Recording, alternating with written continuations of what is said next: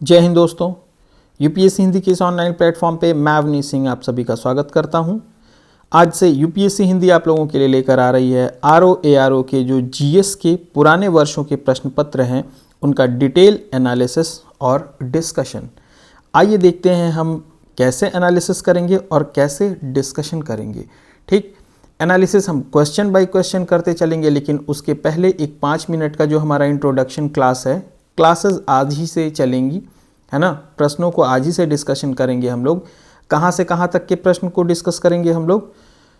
2021 से लेकर के पीछे 2010 तक के जितने पेपर हुए हैं आरओ के, उन सब को हम लोग डिस्कस करेंगे। लेकिन उसके पहले मैं बता दूं कि इम्पॉर्टेंट क्यों है इसको पढ़ना।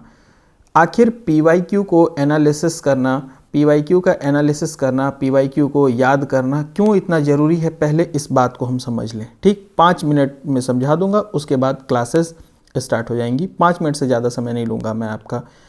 देखिए, सबसे पहले तो आप ये जान जाइए कि अगर ये लेक्चर आपने देख लिया, ये लेक्चर देख लिया, तो जीवन में, अगर देसी भाषा में कहूँ ना, तो जीवन में आपको किसी के भी सामने इस बात के लिए गिड़गिड़ाना नहीं पड़ेगा कभी कि भैया ये बता दो कि क्या पढ़ना है, मुझे बता दो, बस ये बता दो कि मुझे क्या पढ़ना है, तो मैं पढ़ के कलेक्टर बन जाऊंगा, पढ़ के आरओ बन जाऊंगा, पढ़ के एआरओ बन जाऊंगा, जो भी आपको बनना हो। किसी के सामने गिड़गिड़ाना नहीं पड़ेगा आपको जीवन में। क्यों? ये आपको आज इस लेक्चर में पता चल जाएगा, ठीक ना। इसका उत्तर आपको अंत में जरूर मिल जाएगा, इस बात का मैं आप लोगों से वादा कर रहा हूँ, ठीक ना। जीवन में कभी किसी के सामने इस बात के लिए हाथ नहीं फैलाना पड़ेगा कि मेरे बुक में इंपॉर्टेंट टिक मार्क कर दो, मुझे बुक बता दो कौन सी पढ़नी है, करंट अफेयर में क्या पढ़ना है, हिस्ट्री में क्या पढ़ना है, ज्योग्राफी में क्या पढ़ना है, एक बार बस मार्क कर दिए। और जो मठाधीश लोग होते हैं वो एक्चुअली ये मैंने पढ़ी थी, वो 10 ठो किताब आपको बता देंगे, फिर आपका रास्ता जो है पूरा गड़बड़ हो जाएगा। और पढ़ेंगे वो खुद कुछ और, ठीक ना। आपको रेस में आने ही नहीं देंगे, है ना। रेस में कभी भी आपको नहीं आने देंगे वो। तो आइए बताता हूँ आज हम लोग पीवाईक्यू में क्या क्या देखेंगे। 2 चीज़ें देखेंगे, ठीक है ना। 2 चीज़ें हम लोग देखेंगे। पहला क्या देखेंगे? Question solving approach. Question solving approach हम लोग देखेंगे कि क्वेश्चन को कैसे सॉल्व किया जाता है। एक तो ये अप्रोच देखेंगे हम लोग पीवाईक्यू से, एक ये चीज़ सीखेंगे, और दूसरा क्या करेंगे हम लोग, पीवाईक्यू के जो पॉइंट्स हैं ना उनको निकाल लेंगे। क्यों निकाल लेंगे? जो भी पॉइंट्स हैं, जो क्वेश्चन में पॉइंट्स हैं वो तो निकालेंगे ही, और जो इन बॉक्सेस में भी इंपॉर्टेंट पॉइंट्स हैं उनको भी। तो अब आप मेरे से पूछोगे कि सर ये कैसे आपको पता चला कि इनबॉक्स में क्या इंपॉर्टेंट है क्या इंपॉर्टेंट नहीं है, उसमें तो बहुत कुछ लिखा रहता है, क्या सब कुछ पढ़ना है? तो जी नहीं, हर क्वेश्चन का इनबॉक्स नहीं पढ़ना है, और कुछ क्वेश्चन का इनबॉक्स जरूर पढ़ना है, क्योंकि वहाँ से या देखिए, क्वेश्चन अगर आ गया किसी टॉपिक से तो यानी कि वो टॉपिक सबसे ज़्यादा इंपॉर्टेंट है। ये तो बात पता चल गया ना आपको। जैसे मोहम्मद बिन तुगलक, मान लीजिए कोई क्वेश्चन आया, तो यानी मोहम्मद बिन तुगलक जो है टॉपिक इंपॉर्टेंट है, ये तो आपको पता चल गया। लेकिन कॉन्टेक्स्ट क्या होगा, इसमें क्या कॉन्टेक्स्ट होगा क्वेश्चन का, ये आपको क्वेश्चन बताएगा। तो ये मैं अपने अनुभवों के आधार पे आपको बताऊंगा, ठीक है ना।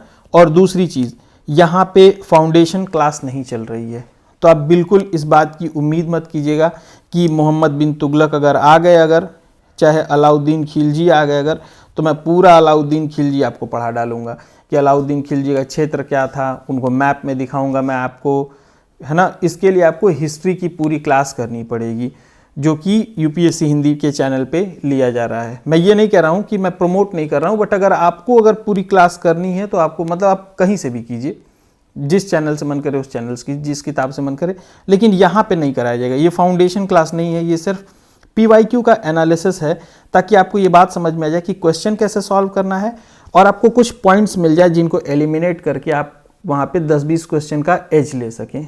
दूसरी चीज़ ये, और तीसरी चीज़, क्या क्या आपको इससे हासिल होगा जब आप पीवाईक्यू ख़त्म कर लेंगे। तो आपको पहले तो ये पता चल जाएगा कि हिस्ट्री के क्वेश्चंस को देख के एग्ज़ाम में परेशान नहीं होना है, हिस्ट्री ज्योग्राफी के क्वेश्चंस को देख के एग्ज़ाम में परेशान नहीं होना है। ये जब आप पूरे हिस्ट्री के क्वेश्चन पढ़ लेंगे ना तो आपको समझ में आ जाएगा, क्योंकि इन 2 एरिया से उटपटांग क्वेश्चन पूछे जाते हैं, बिल्कुल पूछे जाते हैं। तो पहले ही आप अपना माइंड मैप प्रिपेयर कर लीजिएगा कि अगर हिस्ट्री और ज्योग्राफी के 40 क्वेश्चन झोंक दिए उसने, जिसमें से कि अगर 15-20 आपको हवा नहीं लग रहा है, तो उसके लिए आप पहले से खुद को प्रिपेयर कर रखें। वहाँ पे डिप्रेशन में नहीं जाना है, परेशान नहीं होना है वहाँ पे, ठीक। तो आप ये PYQ से ही जान पाएंगे। जो नहीं पढ़ेगा उसको तो लगेगा पूरा पेपर ही ऐसा होता है, तो वो परेशान हो जाएगा। नंबर 1 चीज़। दूसरी चीज़ कि किस टॉपिक पे फोकस रखना है, किस सब्जेक्ट पे फोकस रखना है, नंबर 1 चीज़। दूसरी नंबर की चीज़ किस टॉपिक पे फोकस रखना है। तीसरे नंबर की चीज़ कि अगर किस टॉपिक में पहुंच गए तो किस कॉन्टेक्स्ट में उस क्वेश्चन को पढ़ना है। ये क्वेश्चन के साथ साथ हम लोग देखते चलेंगे आगे। अभी बस मैं आपको एक छोटा सा इंट्रो दे रहा हूँ, ठीक। ये क्वेश्चन के साथ साथ हम लोग देखते चलेंगे।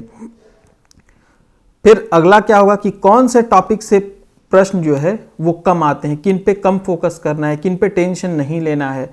और सबसे लास्ट एंड लेकिन फॉरमोस्ट चीज़ कि PYQ से क्वेश्चन सीधे सीधे रिपीट हो जाते हैं, सीधे सीधे रिपीट होते हैं, या तो फिर इतने तो हो ही जाते हैं कि वो एलिमिनेशन लगा के आप क्वेश्चन को सॉल्व कर सके। तो ये बेनिफिट्स हैं सारे PYQ को पढ़ने के, ठीक। तो आपको समझ में आ गया, इस प्रश्न का उत्तर मिला कि क्यों किसी के सामने हाथ नहीं फैलाना पड़ेगा, क्योंकि जब आप ये पढ़ लेंगे तो आपको खुद ही पता चल जाएगा कि कौन सा टॉपिक इंपॉर्टेंट है, ये टॉपिक कहाँ पे मिल रहा है, और आप खुद इस बात का एनालिसिस करने लेंगे और खुद आप ये चुन लेंगे कि मुझे क्या पढ़ना है क्या नहीं पढ़ना है, ठीक। आइए, ये मैंने स्पष्ट कर दिया कि ये फाउंडेशन क्लास नहीं है, तो आप ये एक्सपेक्ट मत कीजिए कि कोई टॉपिक आ गया अगर एग्ज़ाम में, जैसे मान लीजिए फाहियान का आ गया तो हम लगे पूरा फाहियान की हिस्ट्री पढ़ाने। नहीं, सिर्फ ये फोकस रखूंगा कि इस क्वेश्चन को कैसे सॉल्व करना है, और दूसरा यहाँ से आपको कुछ पॉइंट्स मिल जाए जो एग्ज़ाम में एलिमिनेट हो जाए कुछ क्वेश्चंस। तो आइए शुरू करते हैं हम लोग, ठीक। देखिए, पहले ही प्रश्न जो है, देखिए यहाँ क्यों आपको हिस्ट्री के क्वेश्चंस के लिए प्रिपेयर रहना है कि हिस्ट्री के क्वेश्चन सॉल्व हो भी सकते हैं, नहीं भी हो सकते हैं, तो दिमाग माथा नहीं खराब करना है वहाँ पे अपना। देखिए, पहले ही डेट दे दिया। ये इतना डेट किसको याद रहता है भाई, किसको, मतलब ठीक एकदम भैया वो स्वामी विवेकानंद भी शायद, क्या ही पता उनको याद होगा कि नहीं होगा वो, मतलब हालांकि उनको एक कंसंट्रेशन के मामले में, एकाग्रता के मामले में वो एक भगवान का रूप है, लेकिन वैसा रूप हम इंसान हैं, हम लोग है ना, आम इंसान हैं, हम लोगों को डेट इतना याद नहीं रह सकता है। यहाँ सीधा सीधा आपको पता है आपसे क्या पूछा गया था, यहाँ पूछा गया था, अगर क्वेश्चन को इस तरह से ना पूछिए कि जो अल मसूदी था उसकी मृत्यु कब हुई थी, तो 956 में हुई थी। अगर ये क्वेश्चन ऐसे पूछा जाता कि अल मसूदी की मृत्यु की तारीख क्या है, 956, 57, 58, 60 ऐसे करके, तो ये क्वेश्चन ज़्यादा सीधा सीधा होता, लेकिन ये पूछा यही गया है, ठीक ना, अल मसूदी की मृत्यु की तारीख, ठीक है ना, किस दिन उसकी मृत्यु हुई थी। अगर यहाँ पे ये आपको याद रहता कि जो अल मसूदी था 956 में इसकी मृत्यु हुई थी, तो 957 में ये कैसे टूर पे आ सकता है, क्या इसकी आत्मा आई थी टूर पे, और आपको मिल जाता यहाँ से उत्तर, ठीक। और या तो फिर इतने डेट आपको याद हो, पता चले 413 हो, ठीक, ये एक एक ईयर घटा दे पता चले सब में, तो आप परेशान हो जाए। तो इसलिए हिस्ट्री से परेशान नहीं होना है। हालांकि अब जो है आप इसको रट लीजिए, ठीक। अल मसूदी की जो मृत्यु हुई थी उसकी तारीख 956 AD, ये अब नोट्स बना लीजिए, इसको रट लीजिए, ये तारीखें जो हैं इन सब को याद कर लीजिए, क्योंकि हो सकता है कि अगले एग्ज़ाम में किसी इन डेट से, क्योंकि ये सभी इंपॉर्टेंट हो गए, एग्ज़ाम में आ गया तो मतलब ये इंपॉर्टेंट हैं।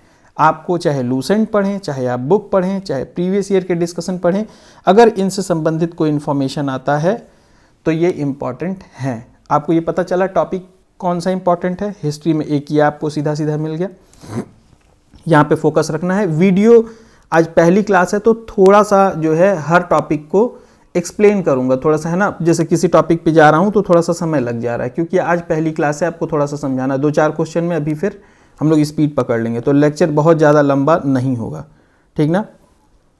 ये समझ में आया आपको। चलिए अगला क्वेश्चन देखते हैं। अब ये देखिए, which of the following kings were elected और chosen directly by the public, ये किस किताब में लिखा होगा भाई, आप बताइए ये किस किताब में लिखा होगा कि ये जो है इनको जनता ने चुना था और ये जो है ये वंशानुगत रूप से शासन किए।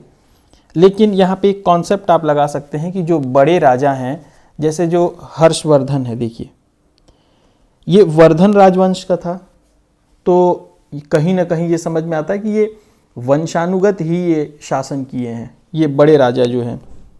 और हर्षवर्धन के बारे में सभी पढ़ते हैं, तो यानी नंबर 1 तो जो है ये नहीं होगा ऑप्शन में, ठीक। और देखिए यहाँ पे जो गेम किया है ये एक ही में सिर्फ दिया है 1, और बाकी में 1 नंबर विकल्प दिया ही नहीं है, क्योंकि वो समझ गया कि जो लोग एलिमिनेट करना जानते हैं वो यहीं पे एलिमिनेट कर देंगे, 1 1 1 जिसमें होगा उसको काट देंगे। तो देखिए 2 2 2 3 3 2 में दिया है, 4 4 4 ये तीनों में दिया, लेकिन जो 1 है वो एक ही विकल्प में दिया है। देखिए ये आपको नहीं लगता है कि ये खेल खेला इसने, हर्षवर्धन को पकड़ करके कुछ भी लोग मार लेंगे। तो अब देखिए कि दूसरा उसके बाद कौन सा जो है वो था, मतलब सबसे शासन किसका सबसे ज़्यादा अच्छा रहा है, सबसे बड़े शासकों में से एक रहा है। तो जब आप पढ़े होंगे बुक तो आप देखे होंगे उसके बाद जो है गोपाल और यशोवर्मन आते हैं। ये नंदीवर्मन पल्लवमल जो है बहुत कम इनका वो है।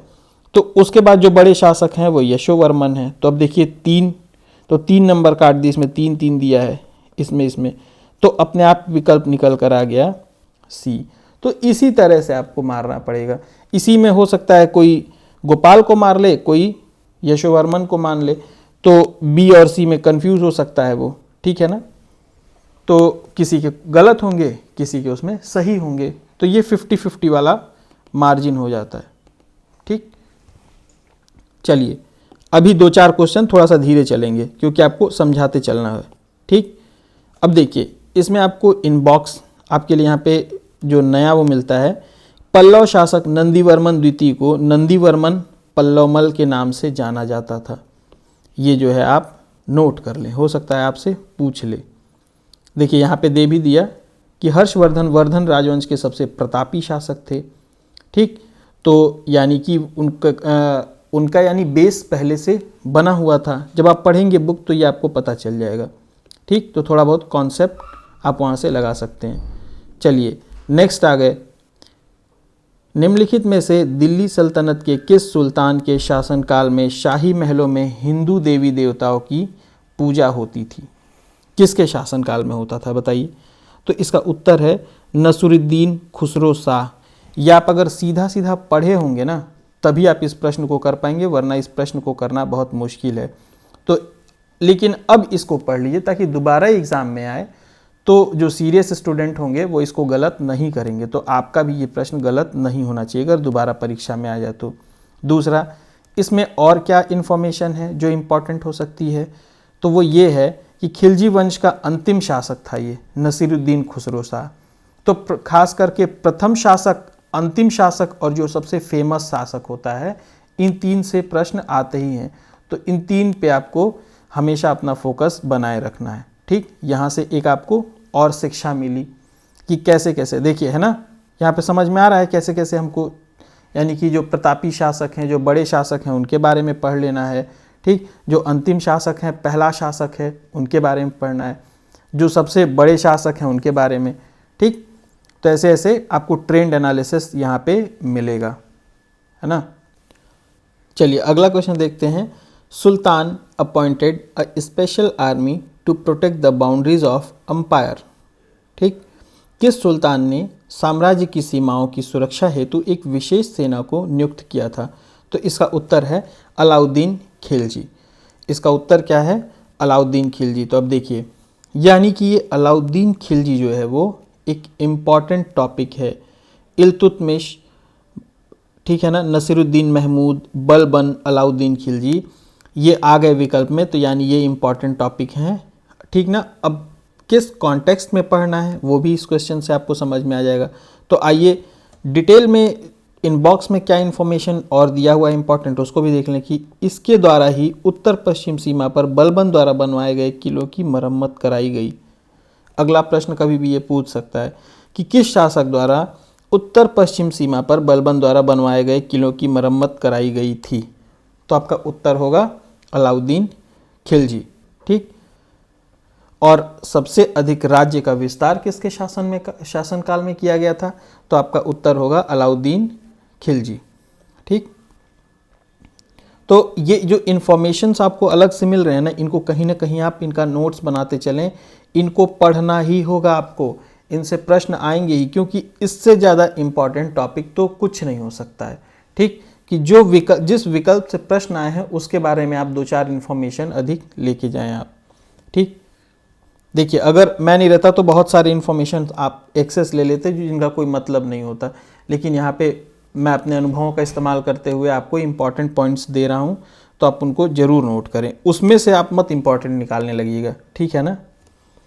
चलिए, द लास्ट सूबेदार of Bengal who was appointed by Mughal emperor. देखिए मैंने बताया था पिछले क्वेश्चन में कि पहला, अंतिम और जो सबसे कोई प्रतापी शासक रहा हो, ये तीनों के बारे में आपको पढ़ लेना है। ये ऊपर के एनालिसिस से आपको पता चल गया। तो अब देखिए यहाँ पे फिर पूछ दिया जहाँ पे लगा अंतिम, लास्ट सूबेदार of Bengal who was appointed by Mughal emperor. फिर से देखिए लास्ट समझ में आया ना कि ये इंपॉर्टेंट है, मुर्शीद कुली खान। ठीक, अब और इन्फॉर्मेशन क्या इंपॉर्टेंट है, 1717 में नियुक्त किया गया, किसके द्वारा, मुगल बादशाह फरुखसियर द्वारा।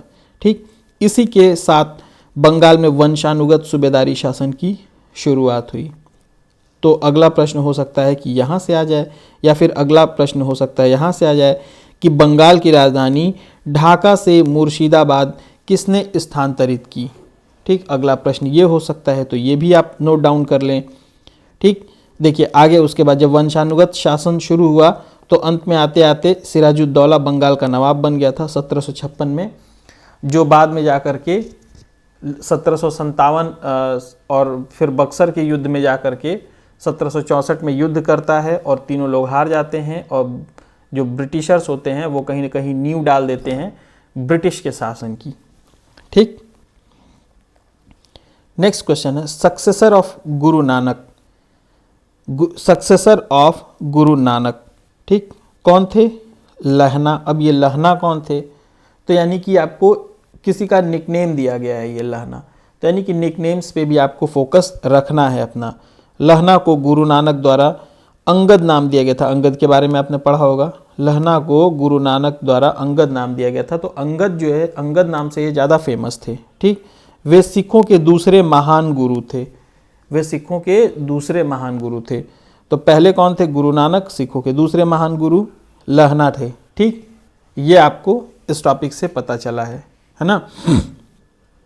नेक्स्ट चलिए आगे हम लोग अब आधुनिक भारत में देखते हैं। Who among the following visitor to India did not belong to Portuguese country, यानी पुर्तगालियों में से, इनमें से कौन पुर्तगाली नहीं था।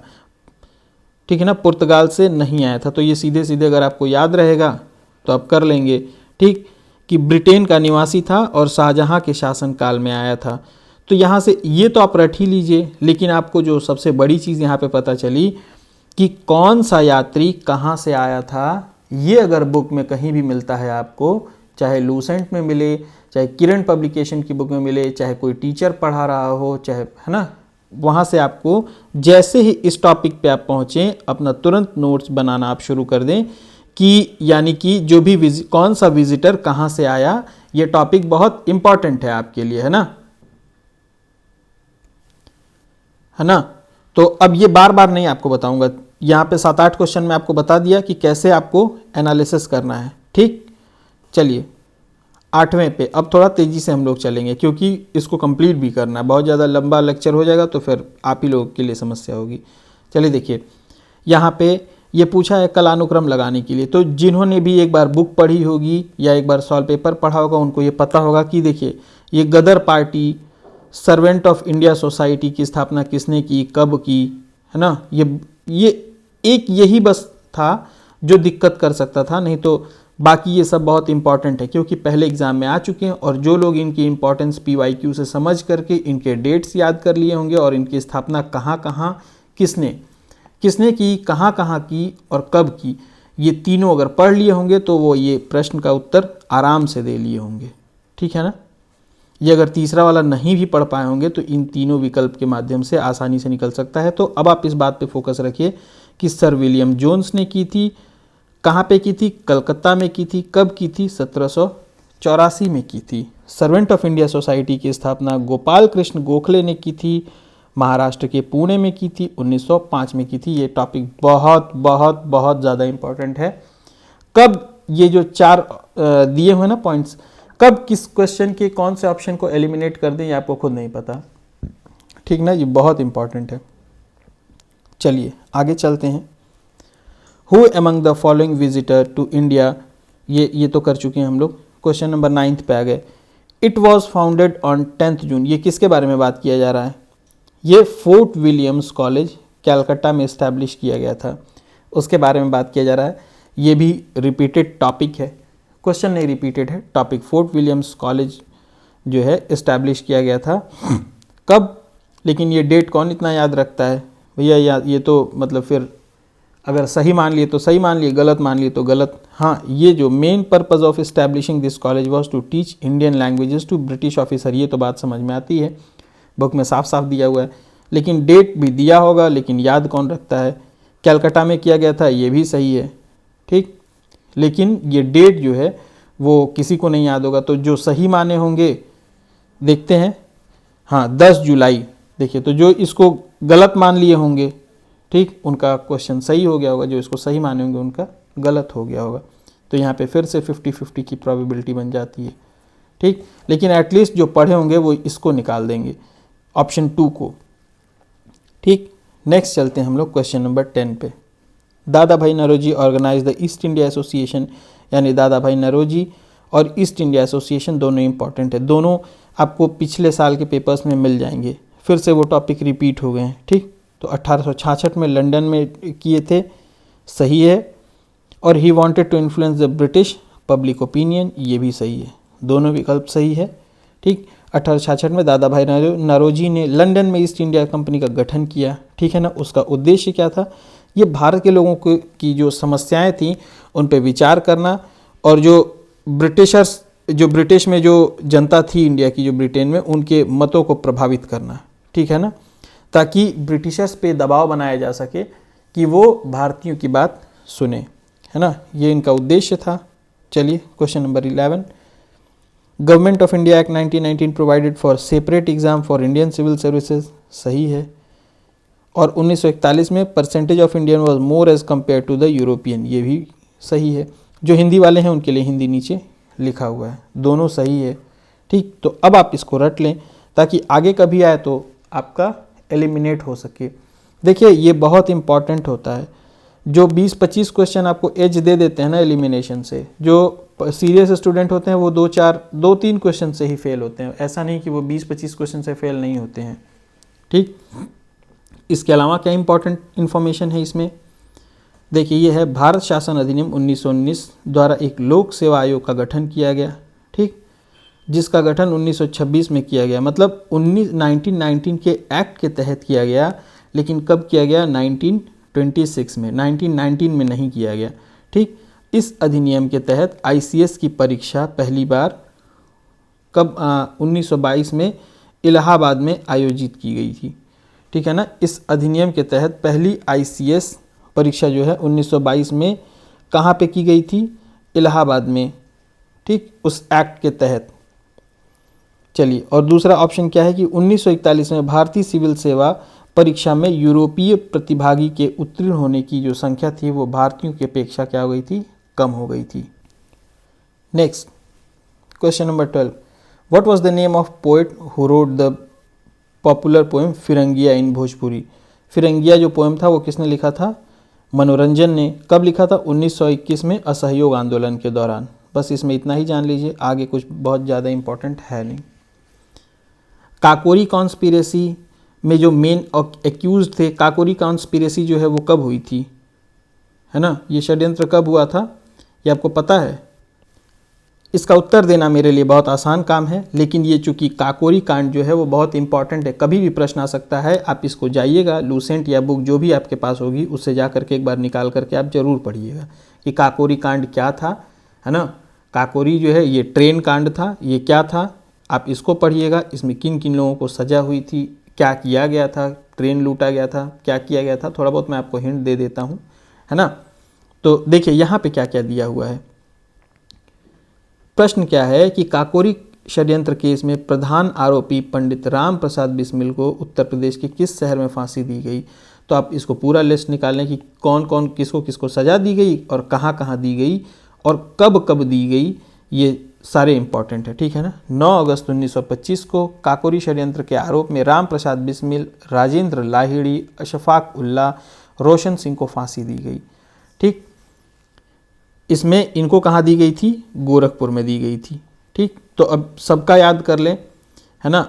एक इसमें नया इन्फॉर्मेशन है, उत्तर प्रदेश सरकार ने काकोरी कांड का नाम बदलकर काकोरी ट्रेन एक्शन कर दिया। क्यों कर दिया? क्योंकि कांड थोड़ा सा निगेटिव लगता है और ट्रेन एक्शन थोड़ा पॉजिटिव, तो ये हम लोग के लिए तो फ्रीडम फाइटर थे ना, तो सरकार इनका नाम बदल करके ट्रेन एक्शन कर दी है। ठीक, इसमें एक अलग प्रश्न पूछ सकता है कि काकोरी कांड में किसको फांसी नहीं हुई थी, निम्न में से आगे हो सकता है इस तरह से प्रश्न पूछ दे, तो इसलिए इसको आप अच्छे से पढ़ लीजिए टॉपिक को जा करके। ठीक, आइए नेक्स्ट। मैंने कहा था ना कि जब मैं ये लेक्चर कंप्लीट कर लूँगा तो आपको कभी भी किसी के सामने नहीं जाके ये कहना पड़ेगा कि मुझे कौन सा टॉपिक इंपॉर्टेंट है बता दीजिए, किस किताब से पढ़ना है बता दीजिए, आप खुद जान लेंगे आप सब। बस मेरे साथ लेक्चर देखते रहिए।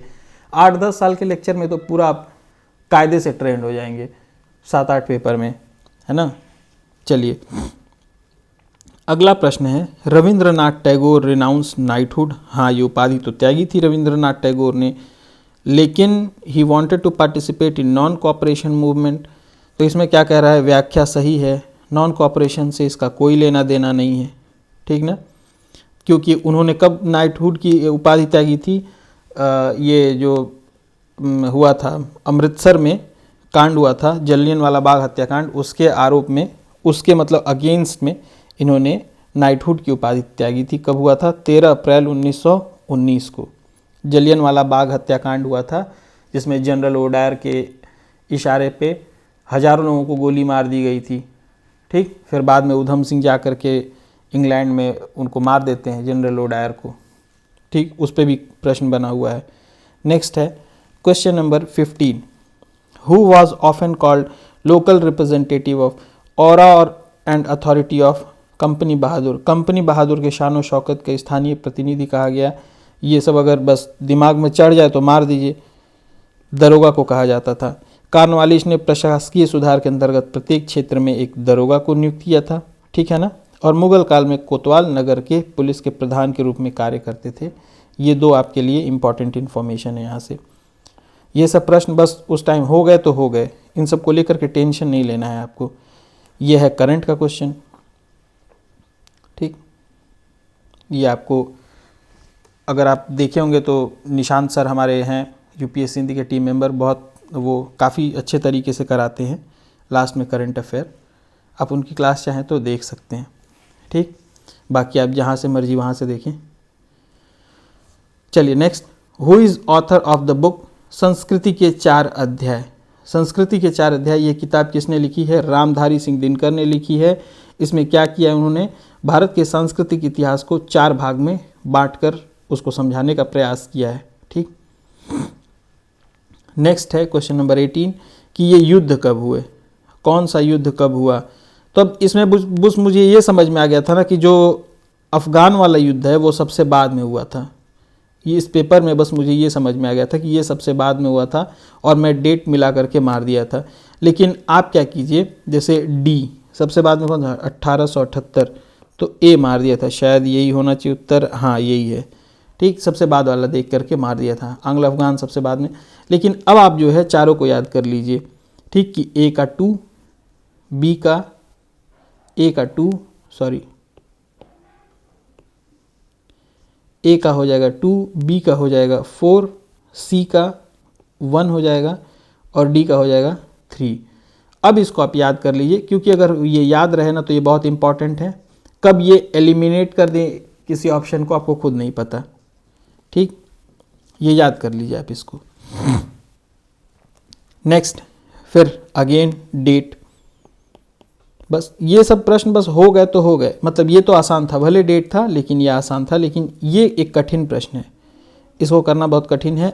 अब चूंकि ये पेपर में आ चुका है, ये इम्पॉर्टेंट है, अब इनको याद कर लीजिए।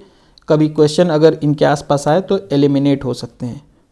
ठीक, next, total percentage of central revenue spent on military force in British India. ये इंपॉर्टेंट टॉपिक है, पहले भी आ चुका है पेपर में। तो जो लोग एनालिसिस करके और इसको पढ़ लिए होंगे उनके प्रश्न जो है सही हो गए होंगे, ठीक ना, उनके जो प्रश्न हैं वो सही हो गए होंगे। हालांकि ये प्रश्न विकल्प ही गलत दिया था, लेकिन वो खैर आसपास का मार देंगे, 52% व्यय होता था, ठीक। कम से कम वो पहला और दूसरा ए और बी तो नहीं मारेंगे ना। चलिए ये हो गया 20। आइए प्रश्न नंबर 21 देखते हैं। Fresh water lake of India. अब ये देखिए, इसमें बहुत ज़्यादा इंपॉर्टेंट इन्फॉर्मेशंस दिए हुए हैं। अब कई लोग कहते हैं कि भैया ये बॉक्स मत पढ़ो, क्वेश्चन पढ़ लो हो जाएगा, लेकिन आप खुद देखिए कितना इंपॉर्टेंट है ये बॉक्स। आइए देखते हैं। Largest fresh water lake in India, Wular. Wular कहाँ पर है? अब देखिए वूलर इंपॉर्टेंट हो गया, तो अब सिर्फ लार्जेस्ट फ्रेश वाटर लेक नहीं याद करना है, ये कहाँ पे है, किस नदी पे है, इस पे कौन सा डैम बना हुआ है, किस राज्य में है, ये सारी चीज़ें आपको यहाँ याद करनी होंगी, ठीक ना, क्योंकि लेक वूलर इंपॉर्टेंट है। कहाँ पे है? जम्मू कश्मीर में, झेलम नदी पर है। यह एक प्रकार का गोखुर झील है जिसको ऑक्सबो लेक बोलते हैं, वो रिवर के मियांडरिंग की वजह से बनता है, ठीक। कोलेरू झील कहाँ पे है? वो आंध्र प्रदेश में है, जो ये वाले विकल्प में है। नाल सरोवर झील गुजरात में है। सांभर झील राजस्थान में स्थित भारत की वृहत्तम अंतःस्थलीय खारे पानी की झील है। अंतःस्थलीय खारे पानी की झील है, यहाँ मीठे पानी की झील पूछा, तो अगर कभी अंतःस्थलीय खारे पानी की झील पूछेगा तो सांभर झील पूछेगा। कहाँ पर है? तो राजस्थान में स्थित है, ठीक। चलिए इतने सारे इन्फॉर्मेशन आपको यहाँ से मिले, सबके नोट्स बना के इनको रट डालिएगा, क्योंकि हो सकता है अगली बार इनमें से कोई एलिमिनेट हो जाए या सीधा सीधा आ जाए, है ना। देखिए तमरिया ट्राइब झारखंड में पाई जाती है, सीधा सीधा याद होगा तो आप कर लेंगे। नेक्स्ट इसमें देखिए हिमाचल प्रदेश में मणिकरण, है ना, महाराष्ट्र में वजेश्वरी, उड़ीसा में तप्त पानी। ये दोनों तो पहले भी पूछ चुका है एग्जाम में, तो ये दोनों तो समझ में आ गया होगा। इन दोनों में जो लोग पेपर दिए होंगे वो लोग थोड़े से परेशान हुए होंगे, तो अब इसको गलत माने या इसको गलत माने, तो जो डी को गलत माने होंगे उनका सही हो गया होगा, जो सी को गलत माने होंगे उनका गलत हो गया होगा। यहाँ फिर वंस अगेन 50-50 ऑप्शन जो है आपका निकल करके आता है, तो इन्हीं में 4 में 2 सही 2 गलत हो जाता है। तो अगर यहीं पे आपका होता है कि आपका जो तुक्का लगाते हैं आप कितना ज़्यादा सही होता है, तो कम से कम जिसको ये 2 पता होगा, जो लोग PYQ एनालिसिस किए होंगे वो इन्हीं दोनों में तो कंफ्यूज होंगे ना, उनका कम से कम 25:75 का रेशियो नहीं रहता है, ठीक ना, उनका 50-50 का रहता है। तो 4 में अगर उनका 1 गलत हुआ तो बहुत अच्छा, 2 गलत हुआ तो भी ठीक, क्योंकि कितना कटेगा, आधा ही 1/3 करके 1/6 नंबर ही, तो 1/3 और 1/3 2 ही बार तो कटेगा ना। एक क्वेश्चन कम से कम आपको 1.5 क्वेश्चन का 2 से 2.5 नंबर, तब भी आप जो है प्लस में रहेंगे, ठीक। और बाहर तो लोग 0.11 नंबर से हो जाते हैं लोग, ठीक। चलिए आगे देखते हैं। ये लेक्चर थोड़ा सा लंबा हो गया है, अगली बार से हम लोग कोशिश करेंगे कि आधे घंटे 40 मिनट में कम से कम आधा पेपर हम लोग डिस्कस कर लें, और आधा आधा करके लगभग 8 पेपर हैं, हम लोग 16 दिन में डिस्कस कर लेंगे, 15-16 दिन में, ठीक। चलिए क्वेश्चन नंबर 24। अब ये देखिए, ये मैंने क्यों 2 ही पे लगाया है, क्योंकि उत्तर प्रदेश के रहने वाले हैं, यूपी स्पेशल पढ़े होंगे तो पता होगा जलोढ़ मृदा यहाँ पे है, और राजस्थान में मरुस्थलीय मृदा है। तो अगर ये दोनों नहीं भी पता है तो आपका काम चल जाएगा। ये है क्वेश्चन सॉल्विंग अप्रोच, इसको आप भी आप मेरे साथ साथ में सीखते चलिए। देखिए उत्तर प्रदेश में जलोढ़, और ये सबको पता है कि राजस्थान में मरुस्थलीय होगा। जो थोड़ा भी क्लास किए होंगे, एक बार भी बुक पढ़े होंगे, या फिर थोड़ा बहुत इन्फॉर्मेशन रखते होंगे तो वो कर लेंगे। अब इन दोनों के माध्यम से ही आपका जो है ए का 2, ठीक ना, ए का 2 और डी का क्या हो गया आपका 1, ये जो है आ गया ऑप्शन नंबर बी। तो ऐसे ही आपको करना है, इसी तरह से आपका जो है PYQ आपका सहयोग करता है एग्जाम में, प्रीवियस ईयर क्वेश्चन का एनालिसिस डिस्कशन उसको रट लेना, ऐसे ही सहयोग करेगा, ठीक। चलिए अगला क्वेश्चन देखते हैं। Niger crops is oil seed crop, इसमें कितना परसेंटेज होता है ऑयल का, तो ठीक है ना, आप मोटा मोटी 10-20 क्रॉप इस तरह के देख लें, जहाँ से आपको एक आइडिया मिल जाएगा कि इसमें कितना होता है। तो 37 से 47% के आसपास होता है, ठीक। Next question number 26। Deep rooted crop should be followed by the same type of crop, legume must followed by non legume. Crop rotation में पूछ रहा है कि सेम टाइप ऑफ क्रॉप क्यों लगाएंगे भाई, जब कुछ उल्टा करेंगे मतलब कुछ और करेंगे तब ना उसमें मतलब किसी और तरह का न्यूट्रिशन आएगा या फिर वो किसी और तरह का न्यूट्रिशन लेगा, तब ना वो चीज़ें सही होंगी। यानी अपोजिट कुछ करने के लिए ही तो क्रॉप रोटेट किया जाता है, तो सेम टू सेम क्यों लगाया जाएगा। तो अगर इतना भी कॉन्सेप्ट है अगर आपका तो क्या होगा, ठीक है ना। तो उस कॉन्सेप्ट पे चलते हुए हम लोग क्या है, इसको गलत मान लेंगे और इसको सही, क्योंकि legume must be followed by non legume. अगर इस कॉन्सेप्ट को मानते हुए चलते हैं तो हम लोग का क्या सही हो जाएगा, एक गलत दो सही। देखिए यहाँ पे है ना, ये हालांकि मैंने चूंकि आप लोगों को पढ़ाना था तो आप लोगों का टाइम न बर्बाद हो, इसलिए मैंने पहले से इसमें इम्पॉर्टेंट मार्क कर रखा है। तो देखिए सब उल्टा है, उथली जड़ वाली फसल जो है गहरी जड़ वाली फसल से रिप्लेस की जाएगी, फलीदार को बिना फल वाली, अधिक जल वाले को कम जल वाली से। ठीक, चलिए नेक्स्ट देखते हैं कि अब ये पूछ रहा है कि ये जो शुगर मिल है इनको आप क्रोनोलॉजी में लगा दें। ठीक, तो ये सबका नहीं याद होगा, लेकिन अगर किसी ने पढ़ रखा होगा, जैसे मैंने बताया पहला अंतिम सबसे इम्पॉर्टेंट, बीच वाला जो इम्पॉर्टेंट होता है, तो अगर किसी ने पढ़ रखा होगा कि सबसे पहली मिल या फैक्ट्री जो इंडिया में लगाई गई थी वो कौन सी थी, वो कौन सी थी, तो वो क्या है कर लेगा। तो वो है फर्स्ट टेक्सटाइल मिल इन बॉम्बे। कब लगाई गई थी ये, 1854 में। ठीक है ना, कब लगाई गई थी ये, 1854 में लगाई गई थी। अगर किसी को याद होगा तो वो क्या है कर ले जाएगा, नंबर 4।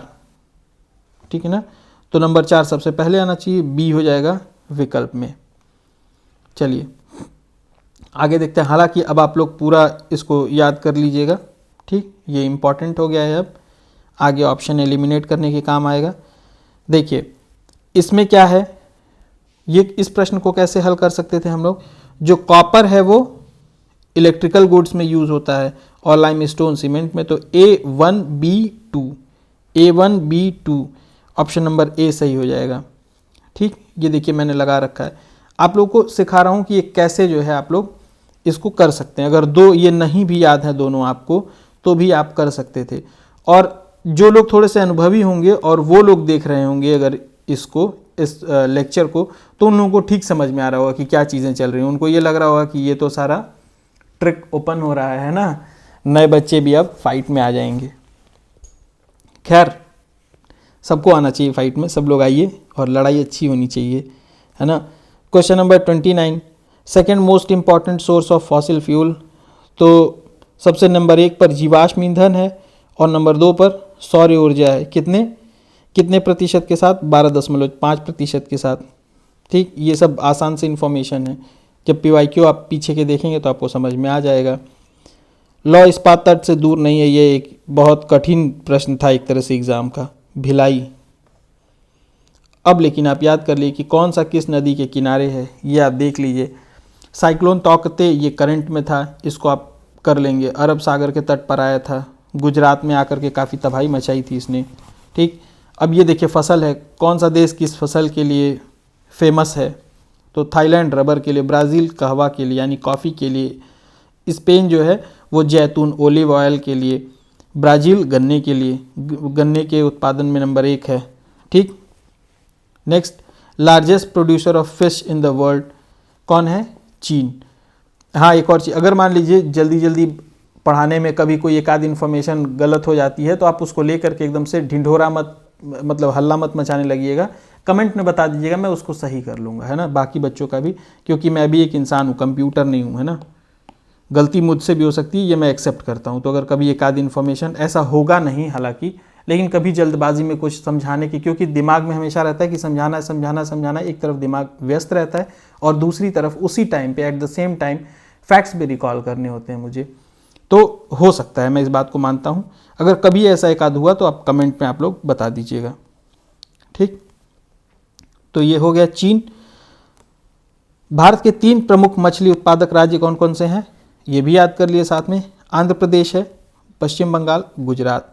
ठीक, अगला प्रश्न है कि 99% जो है वो एनर्जी हाइड्रो पावर से उत्पन्न किया जाता है, किस देश का, नॉर्वे का। तो क्या सबसे ज़्यादा यहीं पे हाइड्रो पावर से एनर्जी उत्पन्न किया जाता होगा, उत्तर है नहीं। प्रतिशतता के मामले में आएगा तो नॉर्वे, और ऐसे पूछेगा तो चीन। ठीक ना। Next, known as the land of promise कौन, मिंडनाओ, ये मतलब एक कठिन प्रश्न था, लेकिन इससे एक आइडिया आपको ये मिलता है कि जो शहर को जो एक नाम दिया गया है ना, किसी न किसी कारणवश, ऐसे नामों को आपको याद कर लेना है। ऐसी लिस्ट है, लूसेंट में दी हुई है, घटना चक्र में दी हुई है। बहुत सारी बुक जो हैं ज्योग्राफी की बुक्स में आपको मिल जाएंगी, महेश बर्नवाल आदि आदि, मतलब तमाम बुक हैं जो भी एक सीरियस स्टूडेंट्स पढ़ते हैं, उन सभी बुक के नाम मैंने बता दिए, उन सब में मिल जाएंगे। वहाँ से लिस्ट निकाल करके आप याद कर लें। ठीक, अब अगले लेक्चर से ये सब बातें कम बताऊंगा, सीधे सीधे क्वेश्चन डिस्कस करूंगा, है ना, और आपको पॉइंट्स निकाल के दूंगा और इन बॉक्सेस में क्या इंपॉर्टेंट है वो निकाल के दूंगा आपको। ठीक, Indonesia does not share land boundary, किससे किससे नहीं शेयर करती। यहाँ पे बस आपको एक इन्फॉर्मेशन पता होना चाहिए था कि जो ब्रुनई है वो 3 तरफ से मलेशिया से घिरा हुआ है और एक तरफ से समुद्र से, तो वो इंडोनेशिया को कैसे छुएगा। ठीक, तो यहाँ पे आपका सही हो जाता। ठीक, next, which of the following is not a part of Polynesia group. जब आप PYQ कभी पढ़ेंगे तो आपको पता चल जाएगा कि इस टाइप के जितने भी ग्रुप्स हैं उसमें से पूछता है कि इनमें से कौन नहीं है, कौन नहीं है, कौन नहीं है। तो तिनियन इसमें नहीं है। ठीक है ना, तिनियन इसमें नहीं है। नेक्स्ट है कंट्री एंड कैपिटल। ये भी जब आप PYQ एनालिसिस करेंगे, जैसे जो लोग पहली बार पढ़ रहे हैं वो अब उनको ये तो पता चल गया कि देश और उसकी राजधानी उनको पहले रट लेनी है। ठीक, तो अगले बार आएगा तो वो हो सकता है यही ना आए, लेकिन ये पता चल गया कि कंट्री और उनका कैपिटल पढ़ना ही पढ़ना है, ये एग्ज़ाम में आता है। ठीक, तो ज्योग्राफी में जैसे ही ये टॉपिक मिले तुरंत पढ़ डालिए, बुक में मिले तुरंत पढ़े, नोट्स में मिले तुरंत पढ़ डालिए। ठीक, जनसंख्या और नगरीकरण इकट्ठा करा दूंगा मैं। ठीक ना, इस टॉपिक को मैं पूरी तरह से छोड़ रहा हूँ, अभी पूरे 7-8 साल का इकट्ठा नोट्स बना करके आपको मैं दे दूंगा। ठीक, अभी पढ़ाऊंगा तो आप कंफ्यूज हो जाएंगे, कोई मतलब नहीं है उसका, आपको नोट्स बना के दे दूंगा। ठीक, आराम से पढ़ के चले जाइएगा। यह है प्रीएम्बल।